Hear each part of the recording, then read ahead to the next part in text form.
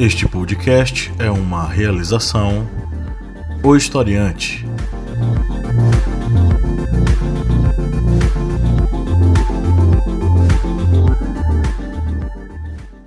Olá, historiantes, bem-vindos mais uma vez ao nosso podcast, o meu, o seu, o nosso podcast do Historiante, o seu podcast sobre ciências humanas e que troca uma ideia bacana sobre os possíveis temas de redação para o Enem. Este é o programa de número 47. Hoje nós vamos falar sobre as relações de trabalho no período, no contexto do mundo digital. Eu sou o professor Pablo Magalhães e aqui presentes estão o senhor Kleber Roberto. E aí, galera, quando for mandar para um país de esquerda, mande para Nova York. O Márcio Fabiana. Olá, minha gente, bom ver vocês, ouvir vocês, falar com vocês de novo. E a Lídia Verônica. Olá! Estamos aqui para tratar sobre esse tema, que é um tema extremamente contemporâneo, mas antes de eu entrar no debate necessariamente, eu vou fazer um convite para que você se torne nosso apoiador. Você que está nos ouvindo, abre aí o navegador do seu aplicativo, do seu celular e vá ao site apoia.se/historiante e seja um apoiador, fortaleça esse projeto e de quebra ainda faça parte do nosso grupo secreto a partir de R$4 mensais. Então, se você se tornar um apoiador lá no apoia.se/historiante, você vai ter acesso ao nosso grupo secreto com muita informação exclusiva, muita informação ligada a atualidades, ligada à cultura, sociedade, história, filosofia e por aí vai. E além disso nos ajuda a manter esse projeto funcionando, feliz, contente, satisfeitos, tá? Eu vou começar, como sempre eu começo, com uma notícia aqui, que foi publicada no site do Sindicato dos Bancários e Financiários de São Paulo, Osasco e região, ligados à CUT, a Central Única dos Trabalhadores. O título da matéria, que não tem assinatura aqui, mas vamos lá, diz: Os infoproletários, a tecnologia e a uberização do trabalho. Pesquisadores apontam que a revolução tecnológica no mundo do trabalho, quando o objetivo é apenas o lucro, leva à precarização das relações de trabalho ao adoecimento dos trabalhadores.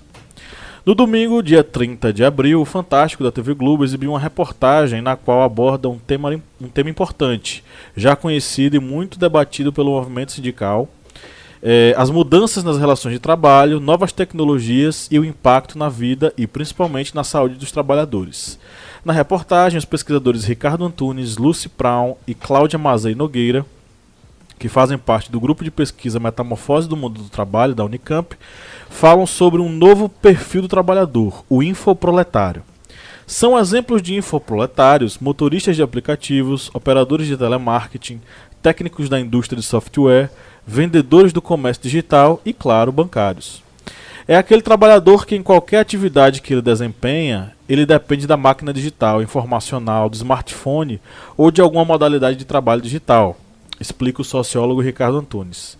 De acordo com o pesquisador, as características do trabalho dos infoproletários são alta intensidade no trabalho, pouca criatividade, pouca capacidade de controle e nenhuma estabilidade para o futuro. Na reportagem exibida pelo Fantástico, os pesquisadores citam a mudança do adoecimento do trabalhador brasileiro, um processo de ansiedade, depressão, perda de sentido do trabalho, explica Lucy Brown. Essa mudança se reflete com força no setor financeiro. Entre 2009 e 2017, segundo dados do INSS obtidos pelo sindicato, o total de bancários, o enfoque é dos bancários porque o site é especificamente do sindicato dos bancários, tiveram benefícios acidentário ou previdenciário aumentados em 30%. Mais de 50% dos casos referem-se a transtornos mentais, com aumento de 61,5%. O grupo de pesquisa da Unicamp ele dá conta do nascimento de uma nova categoria de trabalhador, que é o infoproletário, o cara que é trabalhador no meio digital, no ambiente digital. Nos últimos anos tem crescido e muito esse tipo de trabalho e categorias ligadas a esse tipo de trabalho. Você vai ter aí o boom dos motoristas de Uber, que no início parecia que ia representar uma espécie de ascensão de um grupo de trabalhadores que poderiam trabalhar de modo mais flexível e conseguiriam ter uma renda interessante, mas passados alguns anos a gente já vê que esse negócio assim não é tão revolucionário dessa forma. Mas aponta algo que é necessário e que deve ser refletido, que é o seguinte: cada vez mais os postos de trabalho online, os postos de trabalho digital estão crescendo. Em contraponto, os trabalhos que são tradicionais, os trabalhos que são tidos como os característicos, né, aquilo que de fato existe, enfim. Esses trabalhos estão perdendo espaço para esses novos tipos de trabalho. E dentro desse contexto nós vamos ver nascer novas relações de trabalho nesse aspecto digital. A reforma trabalhista, né, a tão malfadada reforma trabalhista, deu conta desse tipo de trabalho em um de seus artigos, que a gente vai tratar aí ao longo do debate, mas principalmente é uma regulamentação que é necessária para esse novo tipo de trabalho, que está sendo feito não apenas por trabalhadores assalariados, mas por pessoas que são empreendedores, microempreendedores, enfim. E dentro desse contexto aí, para onde vai o trabalhador brasileiro, né? O que pensar do futuro desse trabalhador brasileiro? Vamos trocar uma ideia sobre esse assunto e a partir de agora eu abro a palavra para os membros dessa mesa que não é mesa. Bem, caros historiantes, eu acho que vocês já devem ter visto aí em alguns sites, em algumas reportagens, que os maiores empregadores do Brasil são o Uber e o iFood. Eles são responsáveis por 4 milhões, entre aspas, de empregos. Isso aí está na revista Exame, da editora Abril. E a folha salarial também, entre aspas, dessas duas empresas é correspondente à folha salarial dos Correios. Ou seja, nós temos aí duas empresas que trabalham através de aplicativos que são responsáveis pela contratação de 4 milhões de pessoas no Brasil e são os maiores contratadores do país. Devemos lembrar também o seguinte, que com essas novas tecnologias há uma mudança também dentro da própria estrutura de trabalho, porque devemos lembrar aí que dentro dessa estrutura de trabalho há a atividade e a tarefa. Ou seja, muitas vezes aquela tarefa ou aquela atividade, por exemplo, de um auxiliar de escritório que há uns 30 anos atrás precisava de um arquivo, de um arquivista para colocar aqueles papéis em um arquivo de metal e uma máquina de datilografia ou contratava um datilógrafo, hoje em dia ele vai fazer tudo sozinho através de um único computador.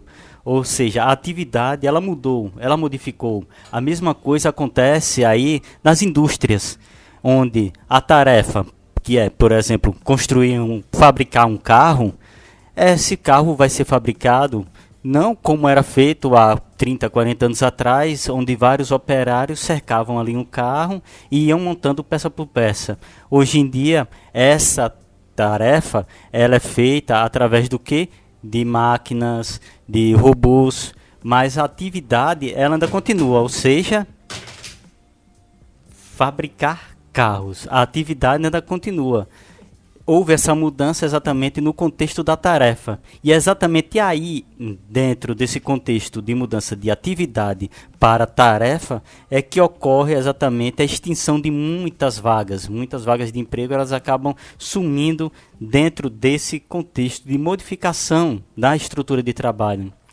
Devemos lembrar aí, algo que até os outros professores podem indicar, que nós trabalhávamos há uns 40 anos atrás, ainda no modelo do Fordismo, ou seja, naquele modelo em que existia a linha de produção, vários trabalhadores trabalhavam montando, por exemplo, carros, televisores, os primeiros microcomputadores, e agora nós trabalhamos num modelo que é considerado o modelo japonês, que é o modelo do toyotismo, ou seja, poucos funcionários, muitos robôs e uma economia maior para essas empresas. E devemos lembrar também o seguinte, que essa modificação do trabalho não é apenas nas zonas urbanas. Nas zonas rurais também há essa modificação, há essa entrada desse mundo digital aí dentro do mercado de trabalho nas zonas rurais.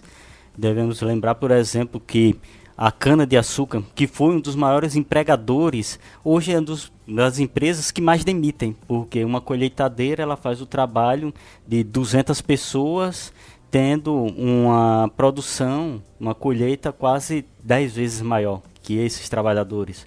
Ou seja, esse mundo está também modificando a zona rural. E é um mundo também que é digital, porque já existem muitos equipamentos que trabalham de forma autônoma, ou seja, um único funcionário dentro de um escritório trabalha de forma remota com vários outros equipamentos. Isso aí é uma modificação muito grande dentro de toda essa estrutura de trabalho, tanto da zona urbana como da zona rural. Acho esse tema muito interessante e eu tenho procurado ler e me aprofundar nesse assunto. Eu queria tocar no seguinte. Obviamente, a gente já falou sobre tecnologia e suas implicações no nosso modus operandi, no nosso cotidiano. O que eu acho interessante das novas tecnologias para as relações de trabalho é que, de uma certa forma, ela nos obriga a ficarmos mais alertas, mais espertos e a também entendermos que essa é uma mudança que não tem volta. Nós vamos ter que nos adaptar ao mundo tecnológico, né? A esse mundo de inteligência artificial, a esse mundo, como o professor Kleber acabou de falar, onde um profissional faz remotamente, desenvolve diversas tarefas que antes eram resolvidas por mais de um profissional. E, naturalmente, quando você diminui a quantidade de profissionais remunerados, você diminui os seus custos, aumenta o seu lucro. As empresas nascem para terem lucros nesse ambiente capitalista que nós estamos, que ainda vivemos. Mas é preciso atentar, primeiro, o que eu acho interessante é o seguinte: qualquer um hoje pode se tornar, por exemplo, um MEI, um microempreendedor individual, que é uma formalidade que é aceita no Brasil, onde você tem ali uma série de setores de serviços que você pode se enquadrar e você começa a manter uma relação mais formal se você estava antes na informalidade, como vendedor, como fabricante de doce, de bolo, de roupa, de artesanato, do que quer que seja. Acho isso muito interessante. Isso veio para dar uma segurança maior para quem estava na informalidade. O que nós precisamos refletir como debatedores, professores, estudiosos e principalmente vocês que estão começando a vislumbrar um mercado de trabalho daqui a 4, 5 anos, quando vocês saírem das universidades, é o seguinte: nós precisamos, penso eu, em primeiro lugar, manter um mínimo de estabilidade e de segurança para essas novas relações, sejam elas quais forem. Por quê? O que acontece é que algumas empresas e alguns economistas, algumas pessoas acham que deve ser assim, banda voou. Deve ser tudo livre, tudo muito, muito à vontade, cada um que se vire. Não é bem assim.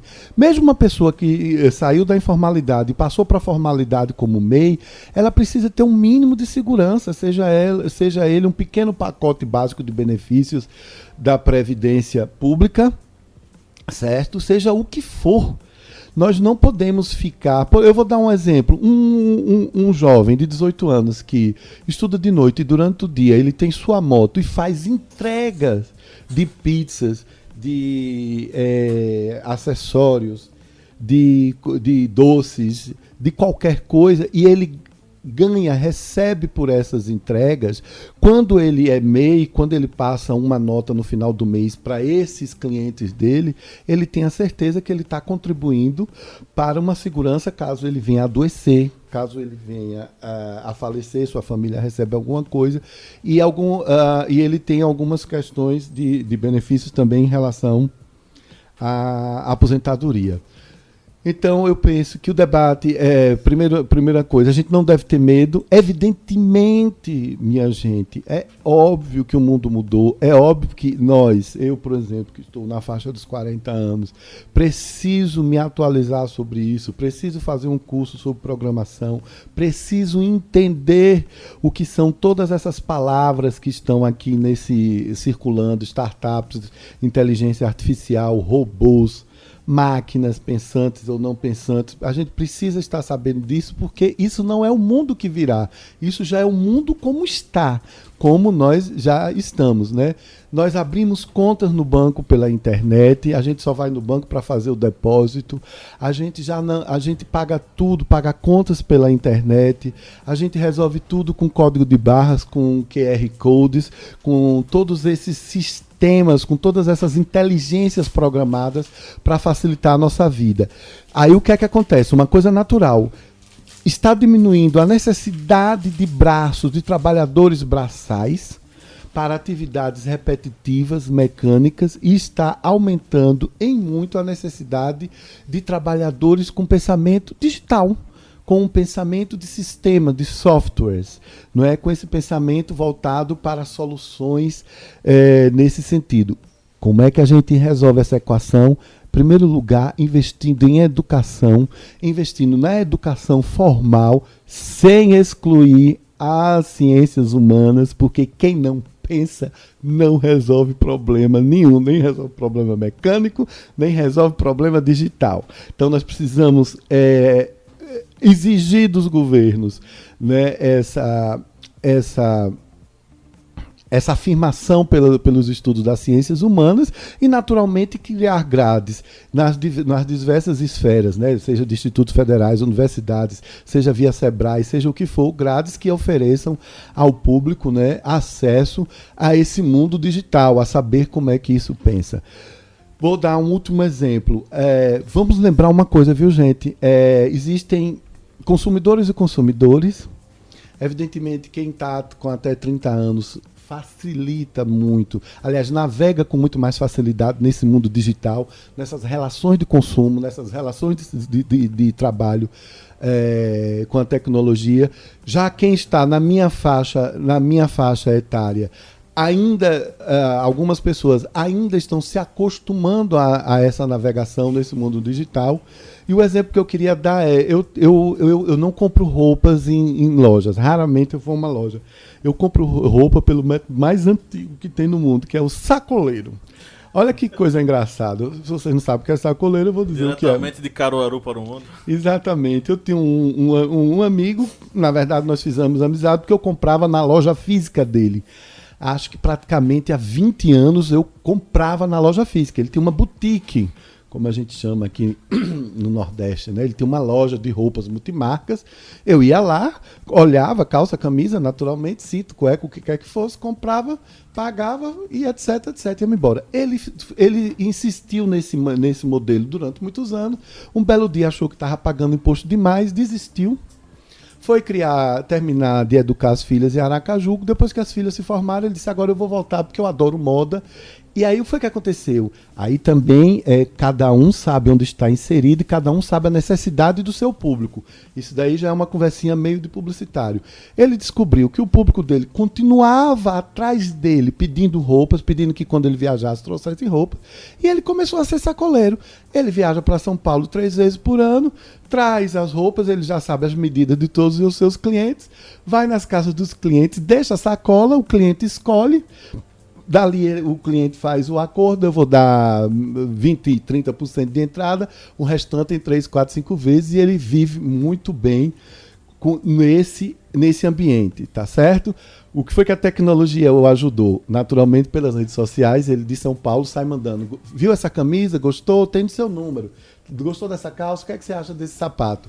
Isso daí faz com que a venda dele seja mais direta, mais assertiva, né? Eu dei esse exemplo super básico, mas existem outros inúmeros exemplos que tenho certeza que os colegas aqui vão falar.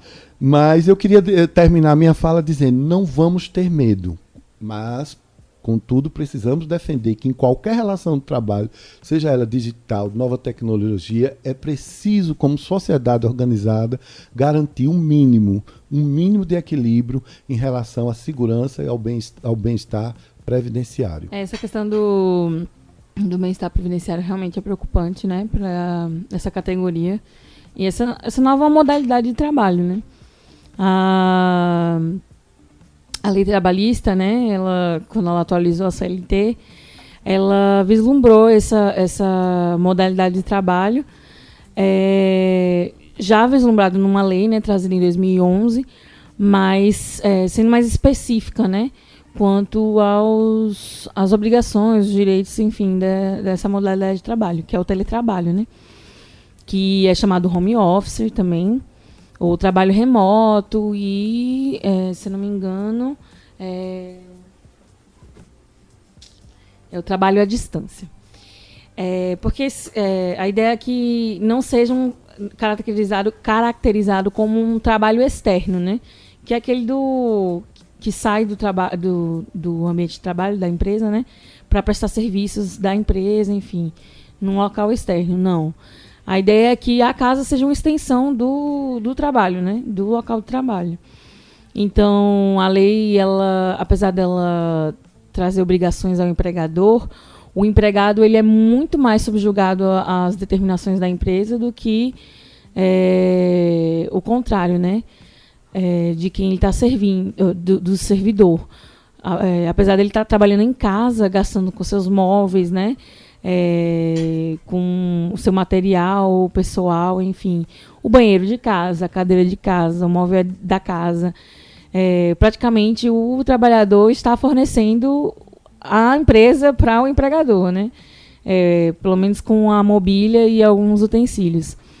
E aí a relação, inclusive de horas, acaba sendo um tanto quanto abusiva, se não for determinada em contrato.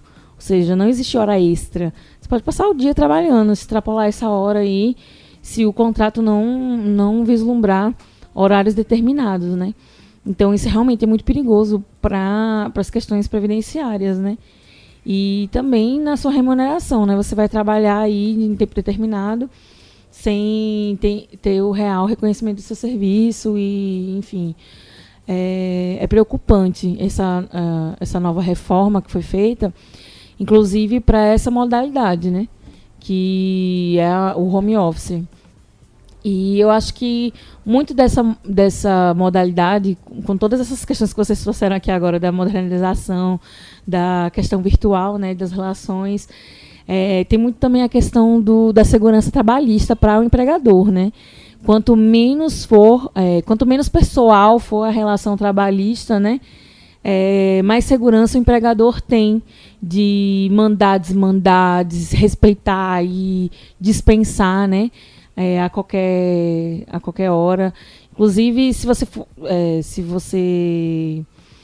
for analisar muito bem esse novo artigo que traz a CLT, ele determina que o empregador é que determina tudo na relação trabalhista, né, do teletrabalho, do home office, que é até anticonstitucional, né, que garante ali que as duas partes sejam de acordo. Porque, querendo ou não, o trabalhador ele é hipossuficiente nessa relação trabalhista, né? O empregado, ele é o hipossuficiente nessa relação trabalhista, porque, querendo ou não, você acaba se subjugando a determinadas regras do jogo para ter um emprego, né? Para se alimentar, para viver. E quando essa relação é abusiva, em vez da lei, digamos que caracterizar essa abusividade, ela deixa ampla a interpretação. E, enfim, acaba que dá ao empregador segurança jurídica para lidar com essa situação, já que ela é um tanto quanto abrangente demais, ela não é específica, enfim.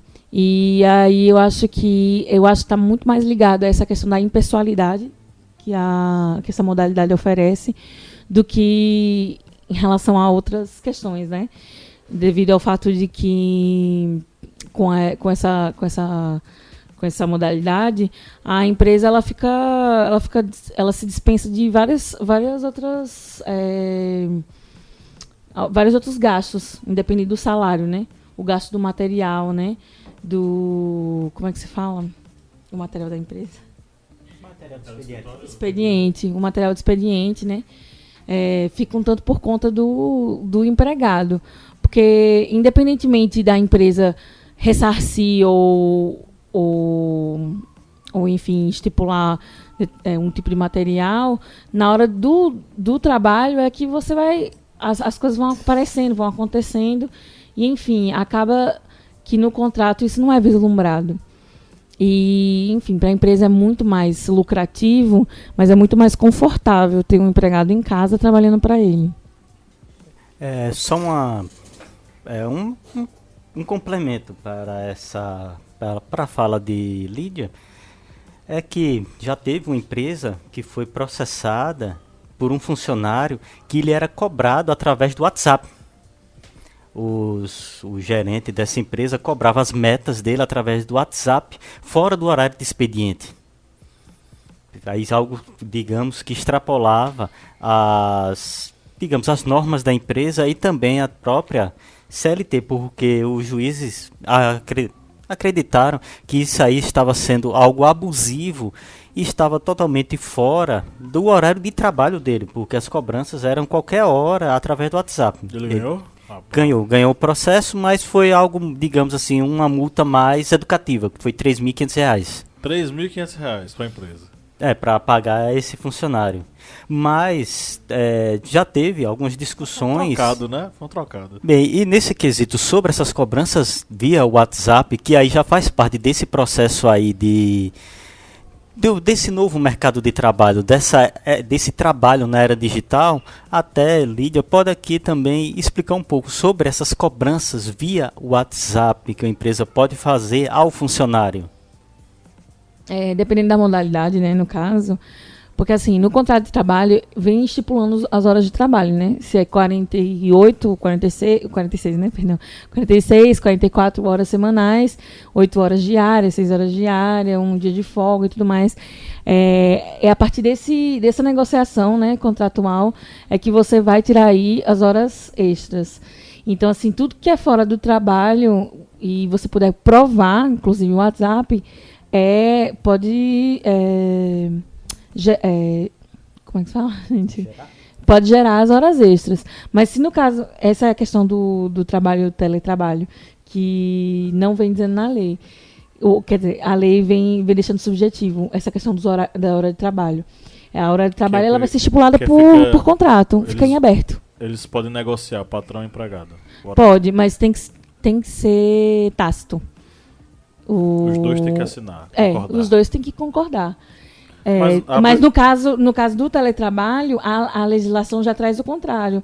Já traz que o empregador ele está subjugado às exigências da empresa. Qualquer outra coisa além do que está expresso em lei, do artigo 75, B e C, deve trazer no contrato. Ou seja, as horas elas vão ter que ser trazidas no contrato, porque na lei não vislumbra quantas horas de trabalho o teletrabalho traz. Então, assim, se tiver no contrato, você pode futuramente usar o WhatsApp como prova, né, do relacionamento abusivo, né? Já que as horas extras não foram geradas por conta desse contato extra, né? Mas nas relações comuns, que o contrato já vem estipulando os horários, qualquer horário fora do horário de trabalho que é tratado via telefone, WhatsApp, é prova, e você poder provar por meio desses meios, né, de comunicação, a justiça aceita como procedimento abusivo da empresa, né? Hora extra, gera hora extra, com certeza. E fora que é complicado essa coisa da medição do tempo de trabalho através, por exemplo, do WhatsApp. Tem patrão que acha que pode mandar mensagem, pedir coisa, sei lá, 3 da manhã, 4 da manhã. Uma profissão assim que eu acho que já entra no teletrabalho, que é uma profissão que realmente não existe uma legislação que possa guardá-la melhor, são do pessoal do marketing, da publicidade, os designers, porque a gente trabalha, né? Eu trabalhava, no caso, com a criatividade. Então era... Aproveitando que a nossa querida Lídia falou, eu quero lembrar que um amigo meu, designer, me ligou do Rio de Janeiro para saber como é que eu fazia para cobrar por trabalho aqui, porque ele estava com medo de cobrar menos do que o mercado lá da capital, né, da capital carioca do Rio, do que os colegas cobravam, e ele ficar sendo solicitado apenas por ser barato. Não por, exatamente, não por ter um trabalho de qualidade. Ele faz um trabalho de excelente qualidade. Foi uma discussão ótima que eu disse a ele como eu cobro. Né? Eu cobro, Lídia, por horário de trabalho, por quanto tempo não é? Aquilo vai me tomar para que eu possa desenvolver uma solução, certo? Às vezes uma semana, às vezes 3 dias, às vezes um dia, às vezes é uma coisa mais rápida. Mas vamos dar um exemplo. Qual é a média que um profissional ganha por 1 hora e meia dando uma palestra aqui no Vale de São Francisco? R$ 300. É um bom parâmetro? É. Entendeu? Quanto você acha que vale você estar gastando? Porque quando você está com o seu notebook ligado, obviamente tudo isso que você falou, né, dos insumos, a energia, a luz, a água, é tudo da sua casa, né? O mobiliário, você está na sua mesa, na sua cadeira, e etc, etc, etc. Isso daí tem um custo. Você não está assistindo uma série. Você está se dedicando, talvez, 15, 16 horas semanais para o desenvolvimento daquele trabalho. Eu troco muita ideia com meus colegas da capital. Aí, Toninho, esse meu amigo querido, se ele estiver ouvindo nosso podcast, um grande abraço. Ele resolveu, ele lá, como é que ele vai cobrar pelo trabalho dele. Eu disse, faça a conta. Vá para a planilha do Excel. Meu trabalho custa no meu apartamento tanto, porque eu gasto tanto de luz. Aí a gente tem que aprender a fazer conta. Não tem para onde correr. Quanto eu custo por 1 hora sentado no computador? Aí, não sei, se alguém tiver uma ideia melhor, por favor, porque eu acho que isso é tão novo que não tem manual. Que alguém diga, que mande, interaja aí com a gente, manda uma resposta. Aí você tem que pegar a conta de luz e dividir. Quanto aquela conta de luz dá por 24 horas, para poder ir chegando a um denominador. Fora isso, o seu tempo, o seu computador. E claro, minha gente, tem uma outra coisa, que quem estabelece somos nós, autônomos. Quanto eu valho? O meu valor é diferente do da professora Lídia, do professor Kleber, não por ser melhor ou não, porque cada um tem um background, cada um tem um bastidor aí atrás. Não é verdade? Eu domino um assunto, o Kleber domina outro. Não é? Pablo tem mestrado, eu não tenho. Certo? Tem certas coisas que você tem que ir mensurando para poder dizer, eu valho tanto nesse mundo capitalista, porque senão você acaba meio perdido. E a gente tem que ser esperto. E eu acho que a grande sacada é, vamos jogar com as armas dele. Né? Se as armas deles são, não, eu quero ele contratar. Porque sabe qual é a sedução nisso tudo? Quando eles vêm nos propondo, certo? Esses trabalhos temporários, esses trabalhos com horários flexíveis, esses trabalhos com essas relações mais facilitadas, eles vêm sempre com uma ideia. Olha, como não vai ter contrato formal de CLT, a gente não vai pagar tanto de imposto, então você pode ganhar mais. É verdade, você até ganha mais numericamente, mas você sabe que nenhum imposto, nenhum benefício você ganhou. Então, quando você recebe R$3.000 livre de uma relação de trabalho, você sabe que aqueles R$3.000 ali não foi depositado FGTS, INSS, nada disso foi retirado daquele valor para esses benefícios. Se de um lado você tem supostamente mais dinheiro líquido naquele momento, por outro lado você também não contribuiu em nada naquele mês para a sua situação previdenciária. Então tudo isso tem que ser levado em conta. É um mundo novo, a gente precisa saber jogar, certo? Para que a gente possa ter um mínimo de equilíbrio possível. Porque quem domina, o patrão, o dono da empresa, ele está lhe oferecendo, está lhe seduzindo. Se você não quiser, tem mais 1.200 que ele vai oferecer isso.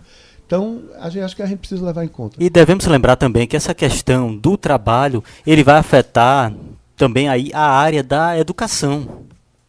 Porque nós vemos aí que ainda existem, por exemplo, na área de cursinhos para Enem, concursos vestibulares, ainda há cursinhos físicos. Mas nós vemos aí ampliação, por exemplo, de cursos EAD. Por exemplo, Historiante é uma plataforma que não temos salas de aula físicas com cadeiras e quadro, mas nós temos aí aplicativos, sites, blog, redes sociais, canal no YouTube, ou seja, é uma divulgação de informação ampla, tudo através das redes sociais e também de aplicativos, ou seja, através das novas tecnologias. E isso é algo que vai se desenvolver, já está se desenvolvendo em grandes cidades. Por exemplo, um aluno ele não vai querer sair, por exemplo, de um bairro em São Paulo, cruzar a cidade para ir um cursinho em outro bairro, porque sabe que a distância é imensa, tem um trânsito, tem um gasto. É mais fácil ele estudar em sua casa, com o material que já está disponível através de toda essa plataforma que venha de forma digital. Ou seja, isso aí vem novamente aquela evolução do trabalho. E a própria escola se reinventar, a própria faculdade se reinventar, sabendo que boa parte do conteúdo que está lá disponível, o aluno pode ter acesso através de outros meios. Então, qual é o papel da escola e da faculdade? Um papel muito mais de promoção de debates, diálogos, do que necessariamente o local onde a pessoa vai tomar como fonte de informação. Na verdade, a fonte de informação está em todo canto. Ele vai atrás de um espaço que vai lhe propor desafios, ideias, pensamentos e tal. E só para inserir aqui uma referência sobre esse assunto, existe o conceito que é o conceito de inteligência coletiva.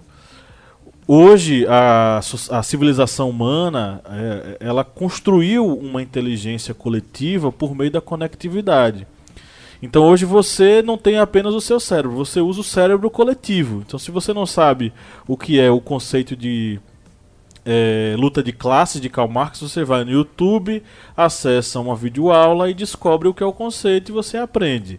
Não quer dizer que você sabia, mas quer dizer que você acessou esse cérebro coletivo que nós construímos e descobriu isso. Então, dentro desse novo contexto, novas relações educacionais. Do mesmo modo que a gente acabou de debater aqui, dentro do contexto trabalhista, da conectividade, novas relações trabalhistas. Então, é entender esse contexto e se encaixar nesse processo. Qual é o papel da faculdade, da escola, no momento onde o aluno ele tem acesso à informação lá fora. Porém, é na faculdade, na escola, que há a proposição de desafios, de debates, de diálogos, e aí ele vai significar esse conhecimento. Passando a limpo. Vamos para o quadro, mandar pessoas para o Goulart. Kleber fica quebrando o quadro. O nome do quadro não é esse, Kleber. É o quê mesmo o nome do quadro? Passando a limpo. Não, é muito burguês. Sabe o que é gulag, só você. Não é possível. Quem sabe o que é um gulag. Eu vou mandar para Moscou. Depois vai dizer, eu, um comunista aqui dentro, quero... Putin é comunista também. Não é nada, porque ele é um grande ditador. Vamos lá, a primeira. Justiça de Pernambuco usa inteligência artificial para acelerar processos. Olha, eu vou dizer que é verdade, porque eu ficaria muito feliz se ela utilizasse, tá? Então eu acho que é verdade. Imagina aí, hein? Olha só. Bom, eu não sei, eu vou meio com o Pablo. Tomara que seja verdade, Torcendo. Tá bom, assim. Eu acho que é falso. Pois é verdade. Tá no site G1, do G1, a Globo, né? Que a Justiça de Pernambuco, o pessoal de TI desenvolveu um sistema chamado ELIS. O sistema ele faz em 15 dias o trabalho que 11 servidores levariam um ano para fazer. Caramba! Ó, e aí? Ou seja, esse equipamento já faz parte quem da... foi que desenvolveu? Foi alguma faculdade? Não, pessoal de TI da própria Justiça de Pernambuco. Caramba! Fantástico. E nós temos aí exatamente um exemplo do que é o trabalho. Um computador vai fazer em 15 dias o que 11 servidores farão em um ano. Mas é sempre bom lembrar, Kleber, meu querido, que por trás dessa ELIS, desse sistema ELIS, teve cabeças pensantes. Exatamente. Por isso que eu digo, o que está mudando é o tipo de profissional, o perfil do profissional. Por isso que nós precisamos defender universidade pública, institutos federais e tudo mais, voltados para esse ensino e para os outros ensinos, que a gente precisa de cabeças pensantes, porque isso daí foi um TI, um servidor do TI, da Justiça, que desenvolveu alguma coisa para benefício do trabalho deles mesmos e da população. E isso é maravilhoso. Isso é tecnologia a serviço de soluções.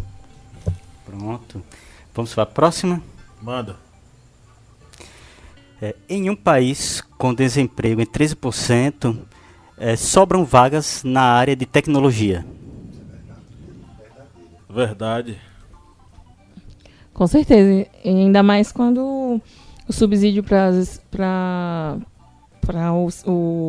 o setor, né, tecnológico e, enfim, para a educação, né, que vem querendo ou não, a pesquisa enfim, vem desse ramo aí do nosso país.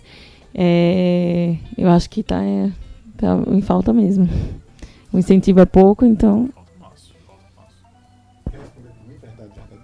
Verdade verdadeira. The real. Exatamente. Foi uma pergunta bem facinho, né?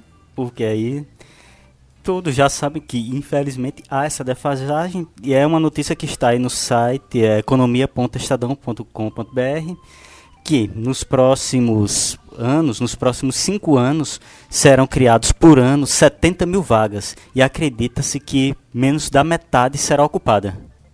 Porque há essa defasagem, como bem lembrado pelo professor Márcio, de que os institutos de tecnologia, as universidades, elas têm que se adaptar e começar a produzir essas mentes pensantes para a tecnologia, para esse novo mercado do trabalho. E com o corte de 30%, vamos se preparar? Vamos se preparar, vai ter máquina de datilografia para todo mundo.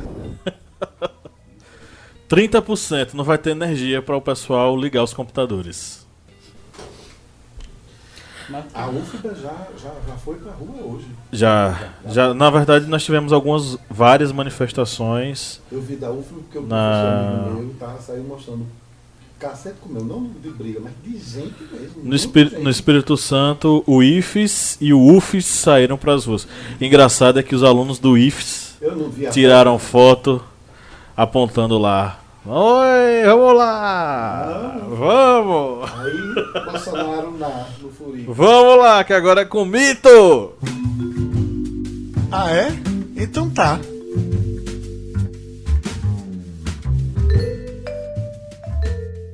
Vamos agora para as perguntas dos nossos seguidores. Tivemos algumas pessoas que disseram que não sabiam de nada. Agora eles ficaram sabendo aí de muitos conteúdos aí, muito interessante. Vamos lá.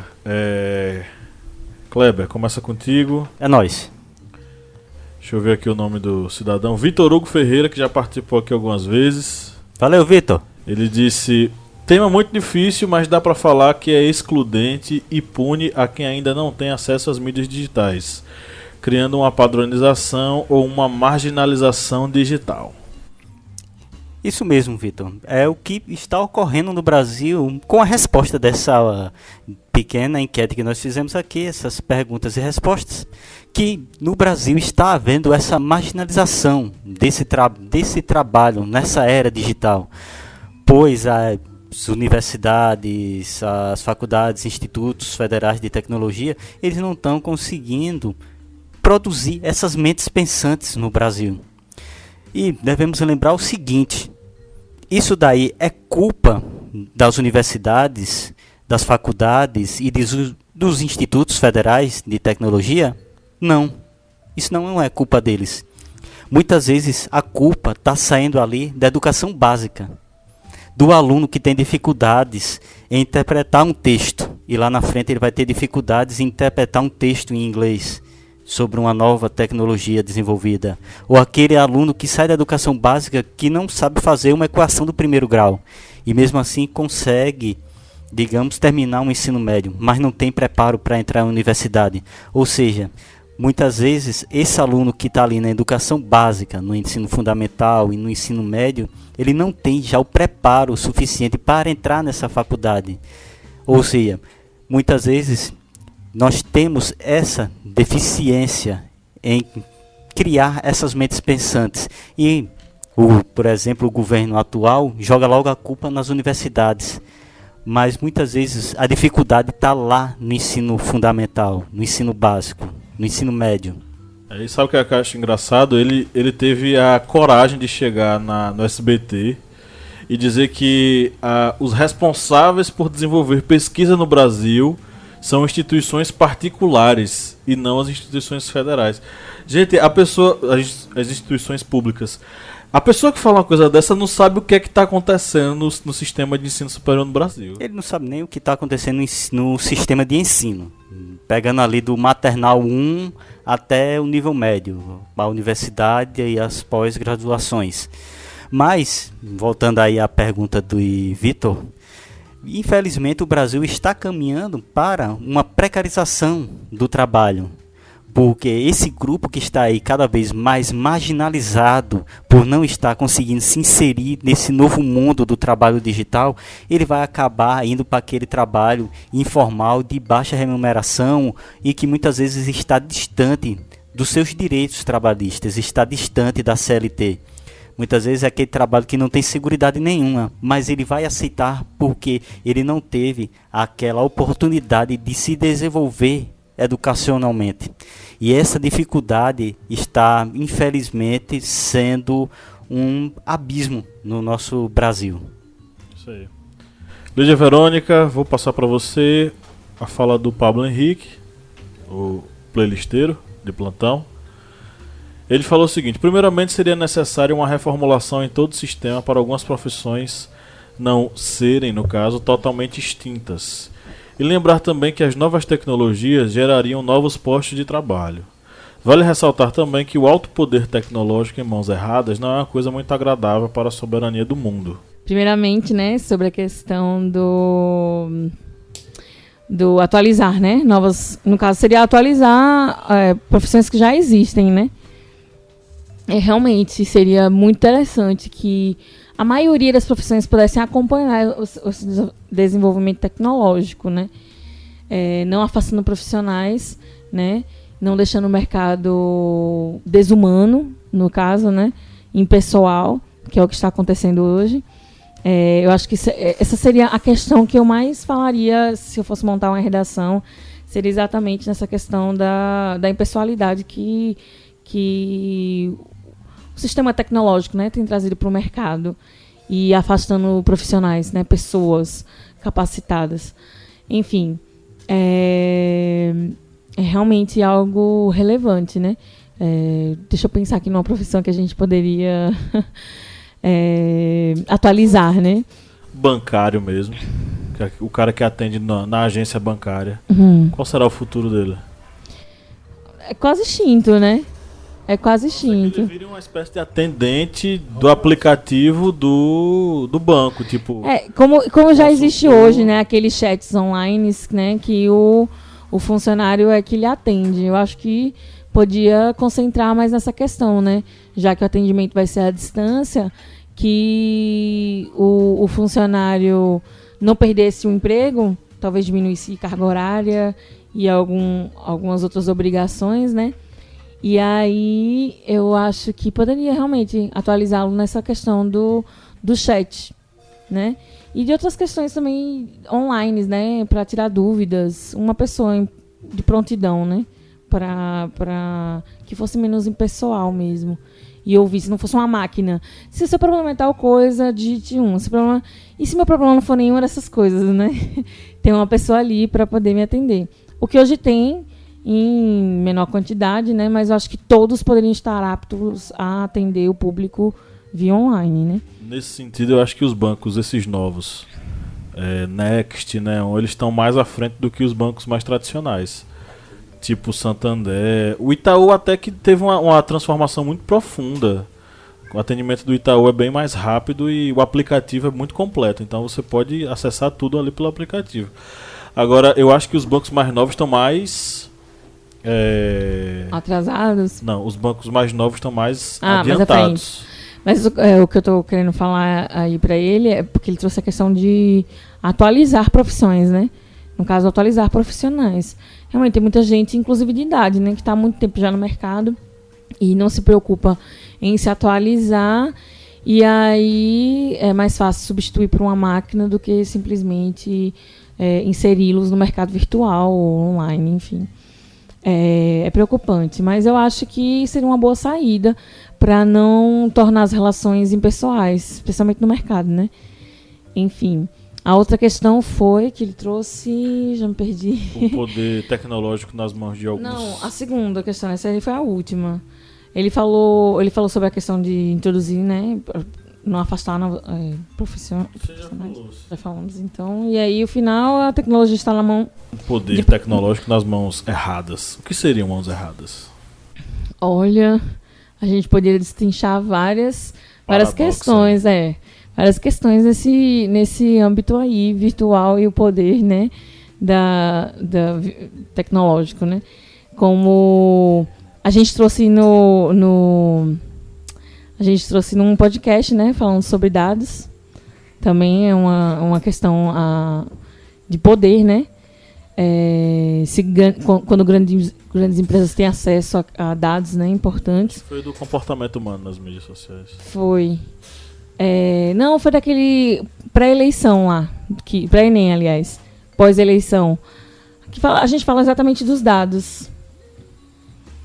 Que foi uma coisa que caiu na redação. Kleber que é o cara que decora tudo aí dos podcasts. Lembra aí? Mas essa questão do poder nas mãos erradas é muito perigoso por conta dessa nova geração, né?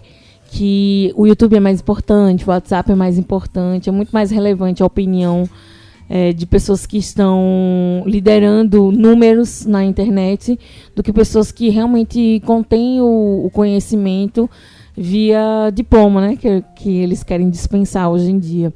Como filósofos do tipo Olavo de Carvalho, né? Sem nenhum tipo de preparo acadêmico, mas ele tem números elevados de seguidores e isso é uma influência, enfim. É só um exemplo mínimo, né? Ínfimo e irrelevante para mim. Mas quando cai nas mãos erradas, você vê aí a distorção de uma cultura quase inteira, né? De uma geração toda desinformada por conta de um líder, digamos assim, virtual, né? Enfim. Tem o Wikileaks também, né? Que tem aí várias denúncias, né? Ele foi preso, né? Da manobra americana, justamente para influenciar, para vender, para manipular todo mundo através da internet. Eu cheguei a acessar o link. Vocês já chegaram a acessar o link do cara, do Wikileaks? Não. Eles disponibilizaram um linkzinho. Quando você clica no link, aparece um index com um bocado de link. Quando você clica, abre o material. Tem alguns que são imagens de câmeras e uma descrição. É o momento em que o exército norte-americano matou fulano de tal, de modo, assim, matou errado fulano de tal. Aí outros têm prints de e-mails que eles trocam com informações sigilosas. Uma parada sinistra. Pois é. Então, o vazamento dessas informações foi justamente o quê? Uma bomba, né? Para justamente quem controla de forma subjetiva ou de forma camuflada, né, o que acontece na internet, enfim. E é prejudicial, né? Nem tudo acaba sendo verdadeiro e nem tudo acaba sendo honesto, e sim tornando as informações, como eu posso dizer, envenenadas. As informações, elas têm uma finalidade, ou seja, elas nunca são contadas de forma que você possa pensar diferente, enfim. Manipular, né? A informação para Pierre Levy, a informação tem 3 possibilidades, tem 3 características. E ela está associada a um conceito da filosofia clássica grega que é farmakon.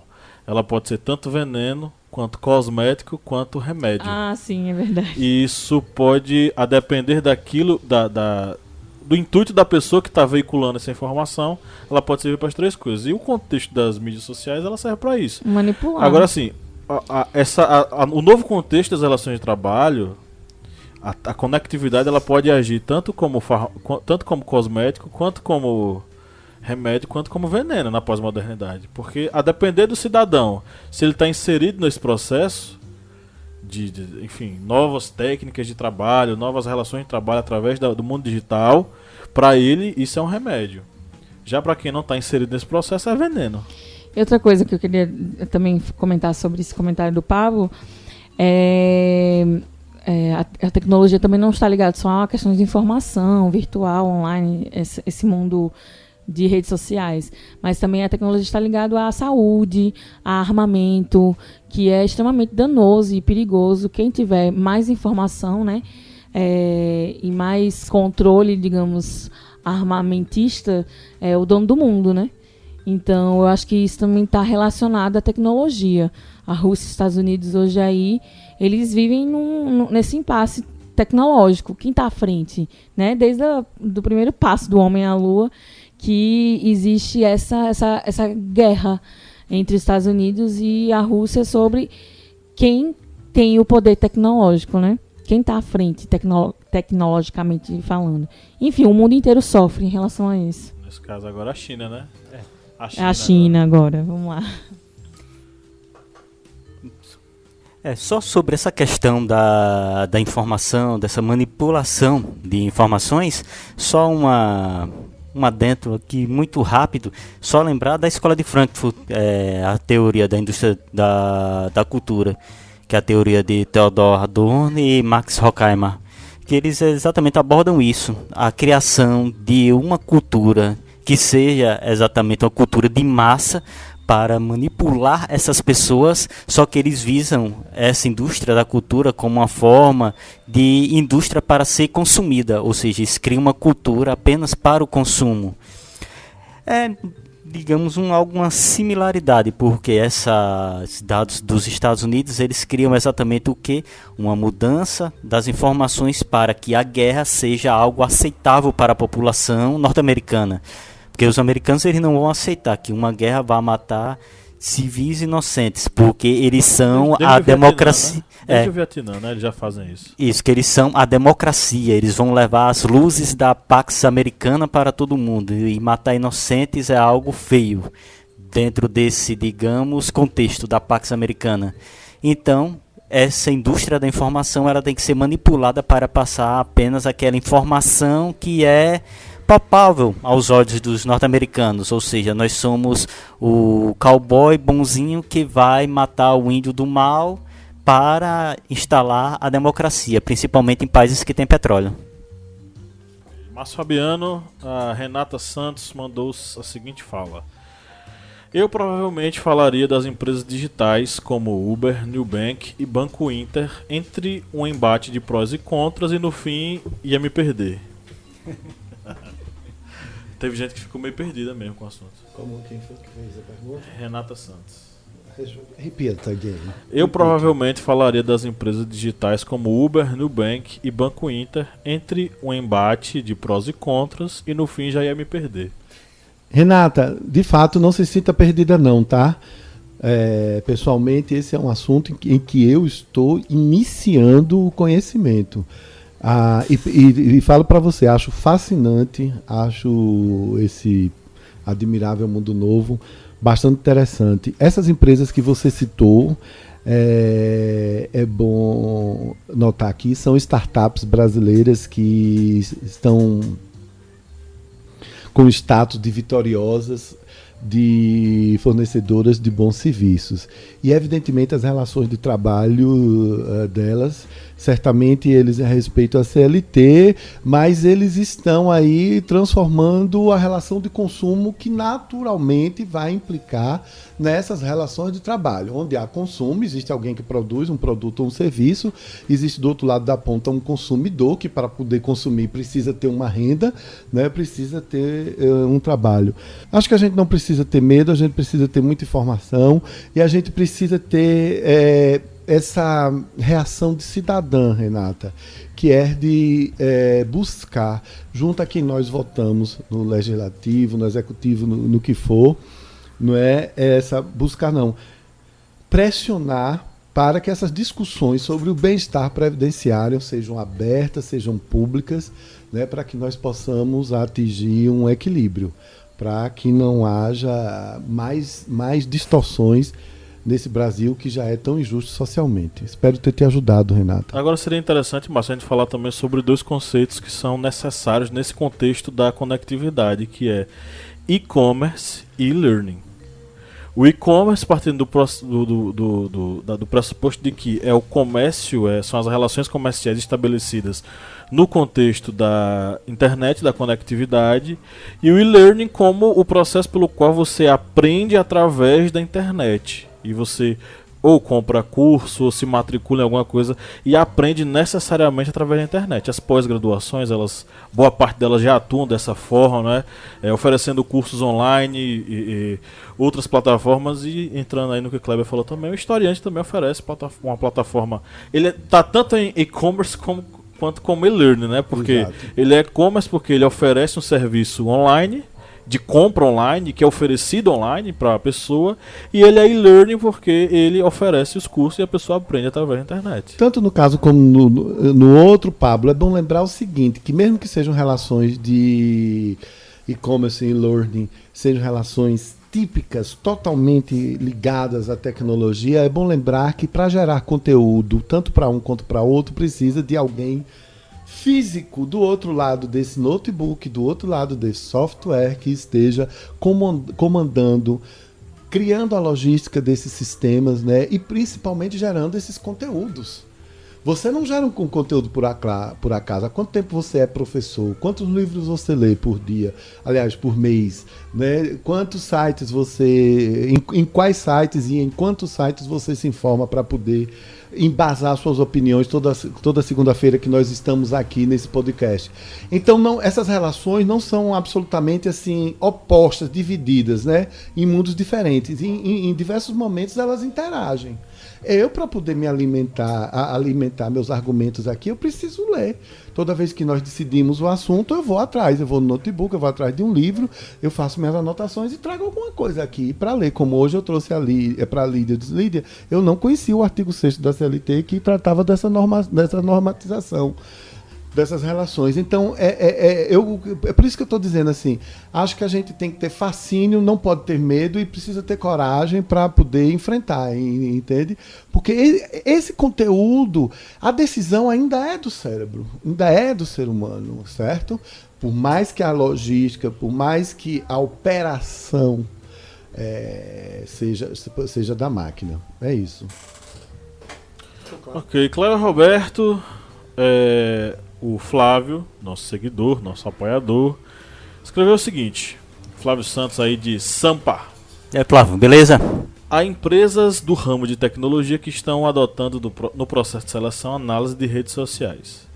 De acordo com uma recrutadora de uma das empresas em Osasco, São Paulo, quem tem mais seguidores nas redes está um passo à frente da contratação.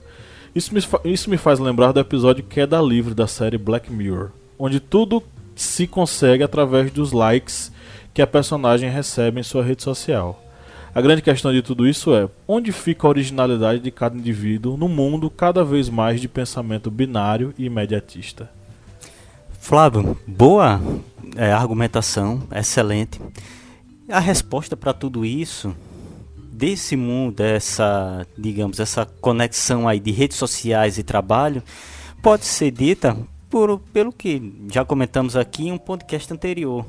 Por exemplo, teve aí um jogador do Barcelona, esse caso que eu já comentei aqui em um outro podcast, que ele ia ser contratado pelo time do Barcelona, só que aí o time fez a vistoria nas redes sociais dele e tinha um Twitter dele falando mal da Catalunha. E no Barcelona, se você falar mal da Catalunha, você é automaticamente desligado. E foi isso que aconteceu com esse atacante. Ele tentou pedir desculpas, ele disse que foi impensado, porque foi exatamente naquele período em que estava toda aquela movimentação para a independência daquela região. E isso daí acabou causando o quê? A demissão dele. Não assinou o contrato, ele foi automaticamente desligado do time. Já teve casos no Brasil, por exemplo, de funcionários que mandava ver lá um atestado de saúde, e de repente a empresa pegou o danado tirando selfies e fotos em uma praia. Que atestado de saúde é esse que o cara vai pra praia? O que aconteceu? Ele foi demitido por justa fazer causa. Uma defesa desse funcionário? Não. Existe um tratamento chamado talossoterapia, que é o tratamento com as águas do mar. Às vezes o cara foi fazer isso. Só que tomando uma não deu certo não. Só que aí ele foi demitido por justa causa. Ele foi demitido por justa causa. Cara, um dia desse tava um funcionário de RH de uma empresa fazendo story, tirando onda de pessoas que estavam mandando currículo para serem analisados pela empresa. E ele pegava o currículo e começava a rir, apontar: ai, fulana. Ai, e ele falava bem debochado: ai, amiga, não sei o que, ó, isso aqui não serve mais, tá? E falando o nome da pessoa, mostrando a foto da pessoa e debochando da pessoa. Entendeu? Eu não sei qual foi o desdobramento, eu sei que ele tava... Foi demitido. A repercussão foi terrível. Porque o cara apareceu no momento em que são mais de 13 milhões de desempregados no Brasil. Aparece um funcionário de RH responsável pela seleção de funcionários, ridicularizando os currículos dos candidatos, gente. Isso é horrível. Eu peguei esse caso e ele já tá com uma pastinha com currículos na mão, porque foi demitido no mesmo dia. Aí eu acho bom. E sobre essa questão, para concluir o pensamento de Flávio, sobre a questão dos likes no nas redes sociais. O Instagram, por exemplo, ele já está planejando fazer uma atualização futuramente para inibir a exibição de quantidade de curtidas de uma foto. Somente o proprietário da página que vai ver quantas curtidas ele teve. Não vai ser exibido para nenhuma outra pessoa. Isso aí já está sendo discutido exatamente por causa que eles estão percebendo que já está tendo muita repercussão de pessoas que têm depressão quando postam uma foto e essa foto ela não tem muitas curtidas. E pessoas que fazem coisas assim para quase cometendo suicídio. Como já teve casos... Demanda um novo tema de podcast. Isso aí... Tratar. Isso aí só, por exemplo, e também pessoas que morreram para tentar tirar uma foto de prédio, de penhascos, para tentar ganhar curtidas.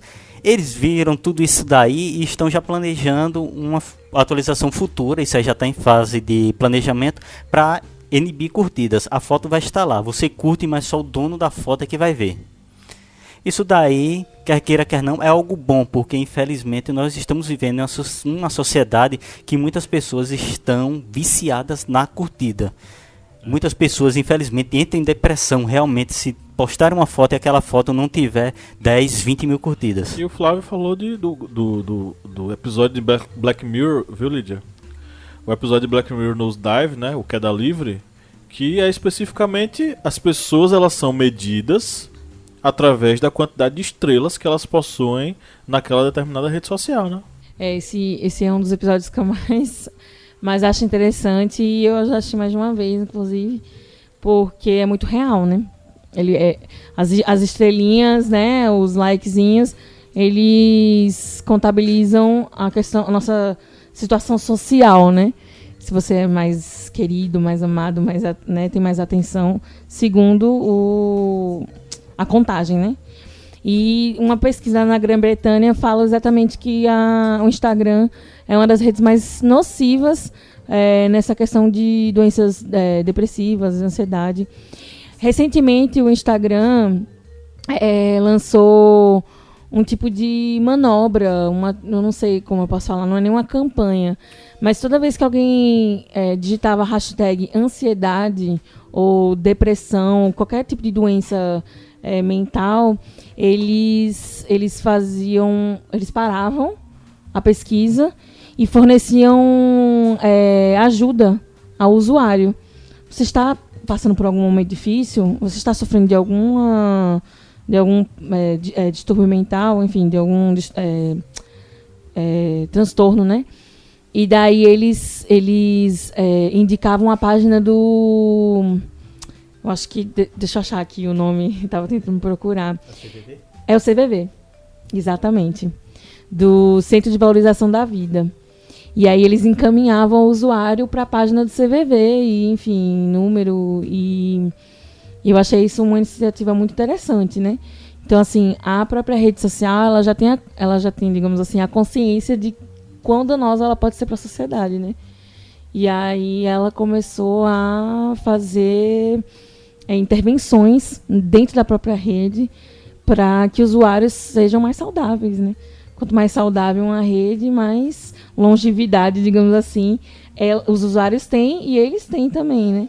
Enfim, as redes sociais, elas são tão boas quanto ruins, né? Dependendo da forma como a pessoa utiliza. Enfim, e o Instagram foi considerado, né, por esse centro da Grã-Bretanha, acho que é a Universidade da Grã-Bretanha, como a rede social mais nociva. E aí, tendo consciência disso, o Instagram resolveu intervir nesse tipo de usuário. E agora essa manobra. Só para complementar o que o professor Márcio estava falando anteriormente sobre o e-commerce, na Inglaterra, a Amazon, ela foi, digamos, pioneira na Europa em fazer entregas de encomendas através de drones. Eles já fizeram esse teste de exatamente. A pessoa compra e eles Isso vai ser entregam bem via drones. perigoso, né, bicho? No Porque Brasil imagina aí, hein? vai derrubar de baladeira. Os caras vão querer derrubar. Vai derrubar de baladeira. Olha o livro ali voando. Vamos derrubar. No Nem imagina Brasil passar não com a ia caixa, funcionar né? muito Os caras, bem, não. eita, ó, ali, ó, pá, derruba e pega. No Brasil não ia funcionar muito bem, não, porque nem pela maldade, mas só pelo esporte de ser criativo, o brasileiro ia fazer isso. O Márcio queria fazer um convite. Quero convidar todos para nos reunirmos amanhã, fazermos uma oração em prol do filho, do novo bisneto da rainha que nasceu hoje, foi anunciado para nós, os súditos. Ela é qual o número na sucessão? 8º ou é 9º? Por aí, entendeu? Ela tá lá atrás. Quarta. Flávio, querido, tudo bem? Esse recadinho vai especial para você. A gente aqui do Historiante fez uma pequena reunião que durou 48 segundos e decidiu lançar um desafio para você. Você é professor universitário? Você ensina no ensino médio? Vamos bolar uma coisa juntos aí na sua cidade? Vamos fazer um historiante especial, nós 4 com você, participando. Vamos inventar alguma coisa? A gente faz um crowdfunding, a gente inventa, vai atrás de patrocínio, aparece aí, faz um sabadão de tarde, uma bela reunião aí para discutirmos esse tema. Fala com a gente aí no direct e vamos mastigar essa ideia, já que você é tão ativo participante. Ok. Lídia, eu vou passar para você um comentário que é quase que é um texto, né? De uma seguidora nova aí, que é a Vanna, que ela tá, parece que ela tá exercitando a escrita dela, porque cada postagem do historiante ela tá escrevendo uma redação. Mas foi interessante as E postagens tal. dela. Não, eu não tô dizendo nada não. Eu tô dizendo que ela tá usando o historiante para exercitar, né? O jeito dela de escrever. E aí, ela mandou o seguinte texto, com uma pergunta no final. Vamos lá, juntos. A internet tem um grande destaque, pois desde que chegou ao Brasil em 88, ela trouxe avanços consideráveis que mudaram a comunicação e as formas de trabalho humanas. A ferramenta de e-mail, por exemplo, proporciona rapidez e substitui completamente o fluxo de correspondências. A transição das cartas para o meio digital é algo que demonstra a transformação das relações de trabalho.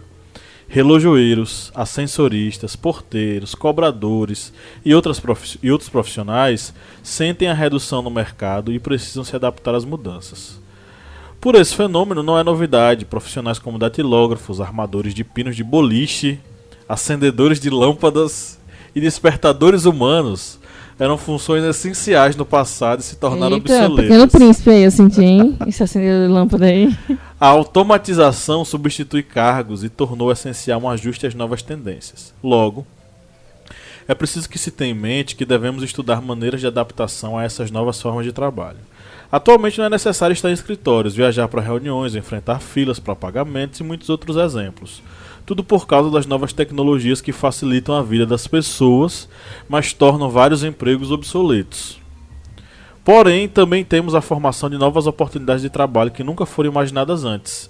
Desenvolvimento de jogos eletrônicos, aplicativos para smartphones, tecnologias de monitoramento, compartilhamento de conteúdo, internet das coisas, casas inteligentes, carros autônomos, serviços de compartilhamento de veículos, entre outros, são grandes oportunidades e novas maneiras de trabalho.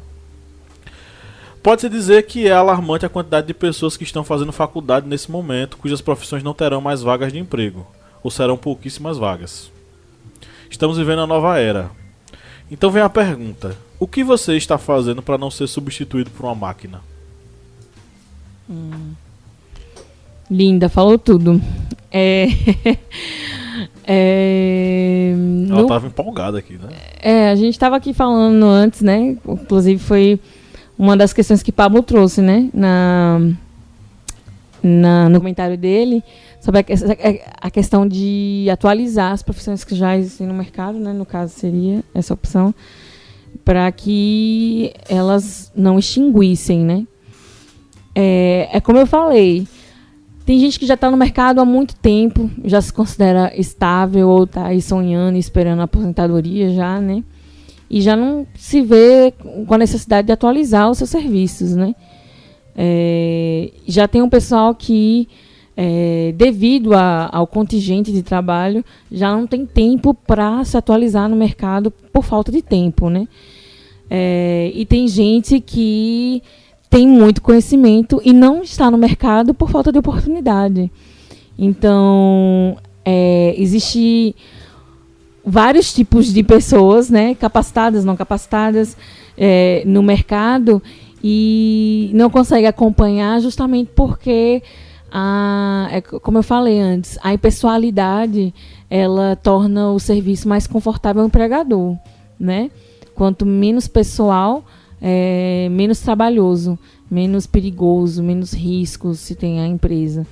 Então, eu acho que a melhor forma hoje de se ter uma atualização, né, no mercado, acompanhando a tecnologia, seria o home office. Não do jeito que está descrito na CLT, né, sem todos os amparos legais trabalhistas, mas eu acho que o home office hoje seria o mais adequado para se acompanhar a tecnologia, né? Você fazer seu horário, enfim, poder ter um pouco mais de liberdade, né? Devido ao fato de que a internet é uma coisa que não para. Então, eu acho que a melhor forma de não extinguir a sua profissão é se adequar ao mercado. Ok, eu queria agradecer a todas as pessoas que fizeram comentários aqui, não é? Lá no Instagram, no Facebook, e você que está nos ouvindo, se você quiser ouvir a sua pergunta aqui, sua manifestação, se você quiser se manifestar, vai nas nossos perfis nas mídias sociais e manda aí o seu comentário sobre o tema que nós vamos tratar no próximo podcast. Ou então em qualquer outro comentário aí sobre os nossos vídeos, sobre os nossos outros produtos, nossas outras postagens.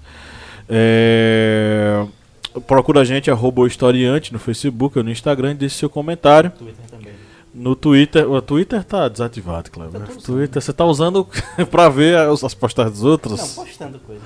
Tá bom, Kleber está dizendo aqui, ele não falou no microfone, mas Kleber está dizendo que você veja lá no Twitter também, se você mandar alguma coisa, possivelmente ele poderá estar monitorando você. Bem, para você aí que vai estar se preparando aí, caso esse tema desse podcast venha a cair no Enem, você pode primeiro lembrar que o trabalho na era digital, através aí de aplicativos como, por exemplo, Uber, iFood, de bancos digitais, já é algo que não está se inserindo em nossa sociedade, é algo que já está presente em nossa sociedade. Ou seja, a primeira coisa que você tem que pensar é que o trabalho na era digital é algo que já está ocorrendo.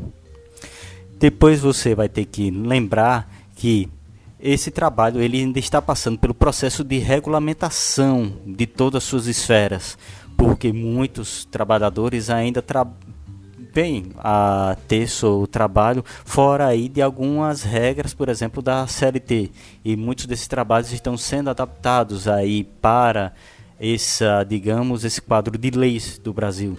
Por exemplo, o Uber já tem deputados que querem que o Uber pague pelo INSS dos seus funcionários, exatamente para que eles tenham essa salvaguarda em caso de acidente ou para a própria aposentadoria deles.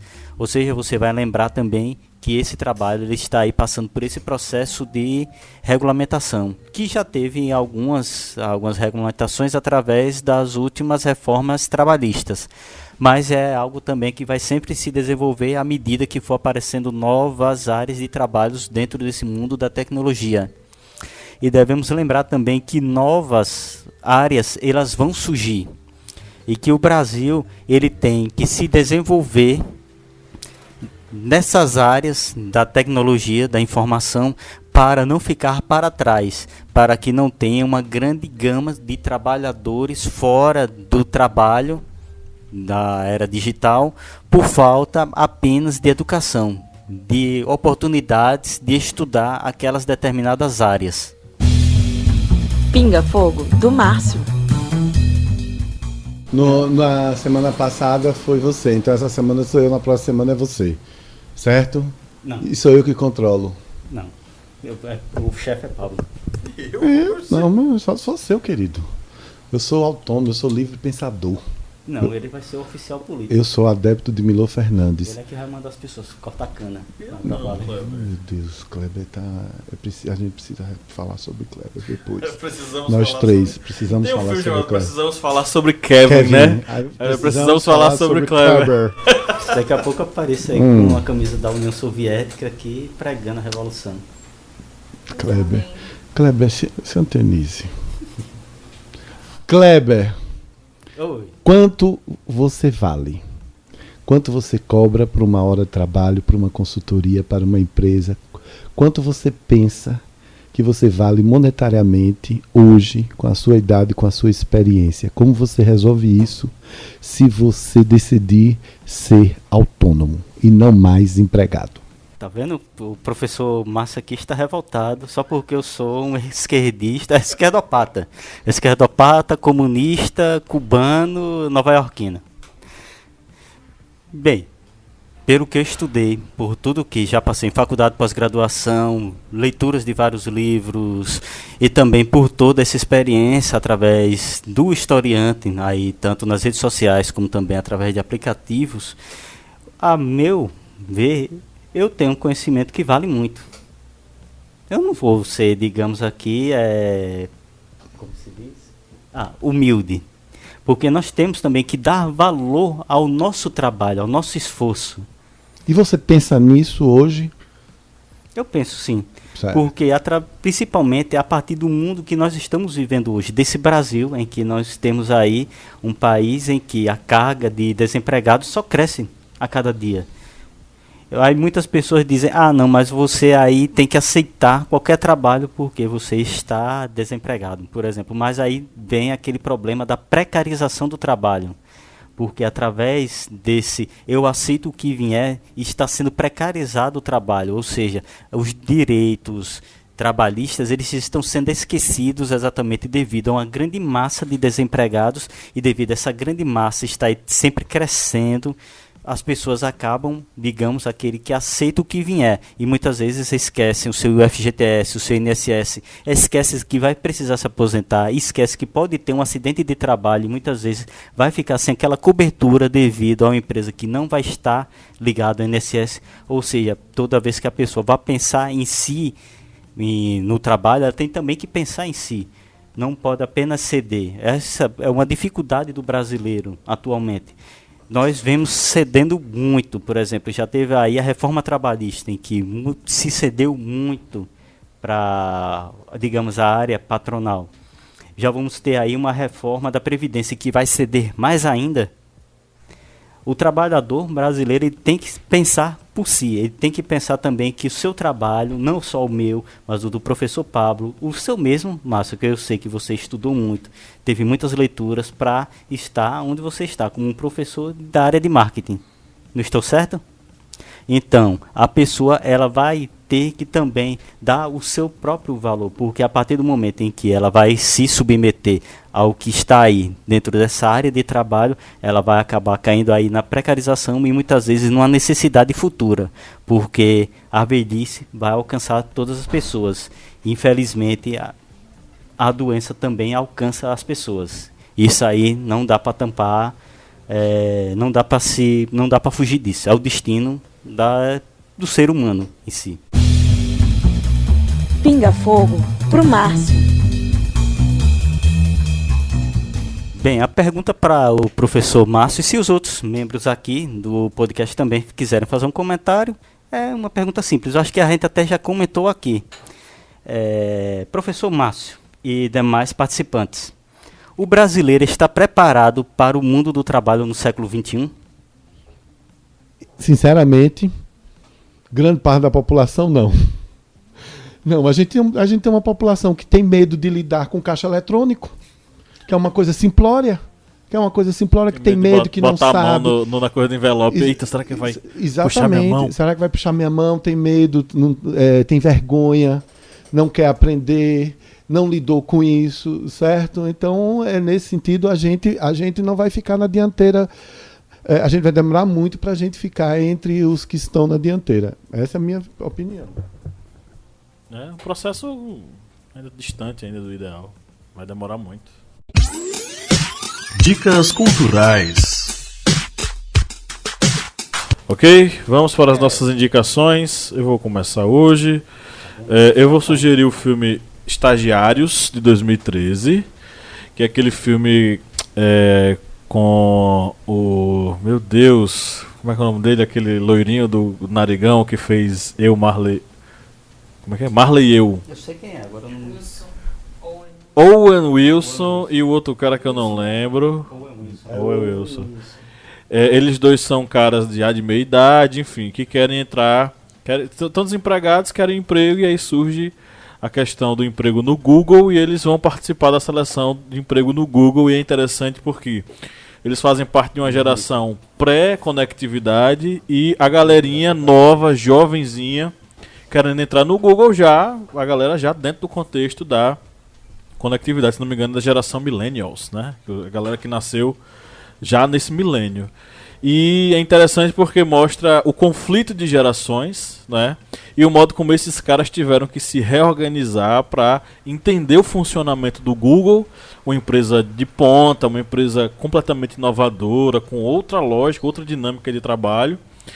E esses caras tentando se adaptar. É muito engraçado, é uma comédia muito legal, cheia de referências, inclusive, aos anos 80, que é o período em que os caras eles eram jovens.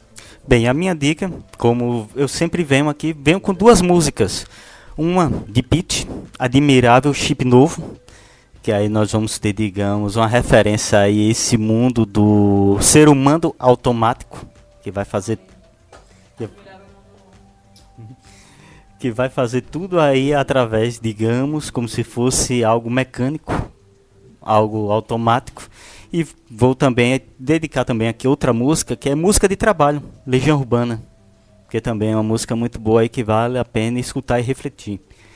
E vou indicar aqui também um filme, só que é um filme aqui, vamos dizer, um pouco mais para se refletir, que é Um Dia de Fúria, que é um filme aí com Michael Douglas, é um filme de 1993, e ele reflete exatamente uma pessoa que ele perde o trabalho, e após perder o trabalho, ter vários problemas ali familiares, esse homem ele acaba surtando, que é no caso o personagem do filme, o nome dele é Williams.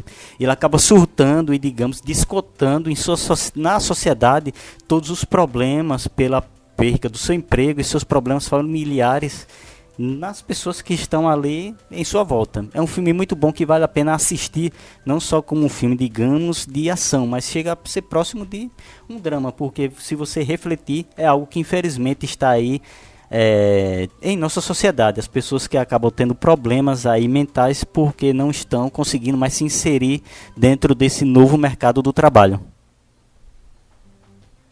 Eu quero indicar hoje um vídeo da palestrante Marta Gabriel. Esse vídeo está no YouTube.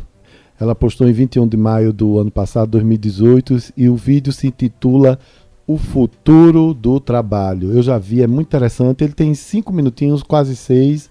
É curtinho. Vocês acessem lá, vejam e comecem a refletir. A indicação vai ser mais light, mais tranquila. Não tão profundamente filosófica, mas abre margem para várias interpretações, enfim. Tron, O Legado, é um filme que eu gosto muito da foto e especialmente da trilha sonora, eu acho fantástica. E, enfim, fala exatamente desse mundo novo, tecnológico, do quão chamativo, o quanto a gente pode ficar preso dentro de uma rede, enfim. Assistam. E tem o de 1982, né? Mas eu não assisti, então não vou indicar. Para os nerds aí do sci-fi, pode ficar à vontade e assistir os dois. Mas Tron no Legado é o que eu vou indicar hoje. Mas bem tranquilo, sem muito pesar assim, para o assunto. Mas relacionado à questão tecnológica. Lídia Verônica! Oi, tudo bom? E aí, meu nome é Lídia Verônica, você me chamou? Tem playlist? Tem playlist, vamos fazer uma playlist aí legal, bem psy, techno, Qual é o nome da house. playlist? CL List, CLT List. CLT List. CLT List, tracinho historiante. Quem estiver nos ouvindo, busque ou clique no link que está na descrição desse programa. Então chegamos ao final de mais um programa aqui do podcast do Historiante. Foi bacana ter trocado essa ideia com vocês.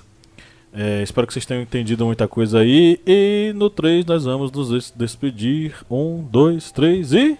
Tchau! Tchau! Oi, adeus. Quero ir pra Nova York.